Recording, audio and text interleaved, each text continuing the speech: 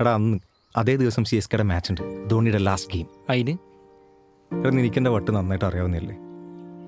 എനിക്ക് അങ്ങനെ അവസാനമായിട്ടൊന്ന് കാണണം. അതാണെങ്കിൽ അവൾക്ക് പറഞ്ഞിട്ടും മനസ്സിലാവുന്നില്ല. ഓ പിന്നെ ആ സെൽഫിഷ് പ്ലെയറിനെ കാണാനല്ലേ? ആടാ സെൽഫിഷാ. പുള്ളിക്ക് ഇന്ത്യ കപ്പടിക്കണം, നല്ല സെൽഫിഷ്നെസ് ഉണ്ടായിരുന്നു.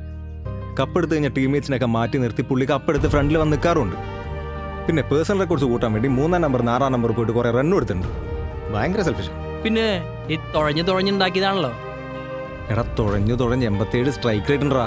ഇന്ത്യക്ക് വേണ്ടി ഏറ്റവും കൂടുതൽ 6 അടിച്ചു ആ തോണിക്കാരനാ. എടാ 2 ബോളിൽ 4 റൺസ് എടുത്താലേ സ്ട്രൈക്ക് റേറ്റ് കൂടും.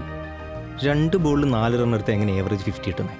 എടാ ലാസ്റ്റ് ഇറങ്ങി നോട്ട് ഔട്ട് ആവാണ്ടിരുന്നാലേ ആവറേജ് കൂടുന്നത് പൊട്ടനും അറിയാം. ചുമ്മാ നോട്ട് ഔട്ട് ആയിരുന്നാ പോരാ, ഓടിയയിൽ 10,000 റൺ അടിച്ചിട്ടുണ്ട്, അത് സെക്കൻഡ് ഫാസ്റ്റസ്റ്റ് ആയിട്ട്. അത് ഈ പൊട്ടൻ അറിയില്ലേ? വലിയ ഡയലോഗൊന്നും അടിക്കണ്ട. ആ ലാസ്റ്റ് വേൾഡ് കപ്പ് ഇന്ത്യ പുറത്തായതേ ഈ ഒറ്റ ഒരാളുകാരനാ. 2019 വേൾഡ് കപ്പ് സെമി ഫൈനലാണോ ഉദ്ദേശിക്കുന്നത്? ആ ധോണി തോപ്പിച്ചല്ലേ? അതെ. ആ പോയി കളി കാണാ പൊട്ടാം. നീ ഇവിടെ ഒറ്റയ്ക്ക് ഇരുന്നുണ്ടാക്ക്, ഞാൻ പോണ്. അതെ അളിയ, നീ അങ്ങനെ പറയല്ലേ? നീ അത് വിട്, നീ കൂടി പോലെ. എന്തുവിടാൻ? എടാ ധോണിനെ പറ്റി പറഞ്ഞപ്പോൾ നീ അത് വിട്, എനിക്ക് ലാസ്റ്റ് മാച്ച് കാണണം. എടാ നീ ഇതൊക്കെ വലിയ വിഷയം, നീ സിംഗിളാണെന്ന് എനിക്ക് മനസ്സിലാവാത്തയാ. ഓ എനിക്ക് നിന്നോട് ഒറ്റൊരു കാര്യം പറയാനുള്ളൂ. നീ പണ്ടത്തെ പോലെ കുട്ടികളി കളിച്ചിട്ട് കിട്ടിയതൊന്നും മറക്കരുത്.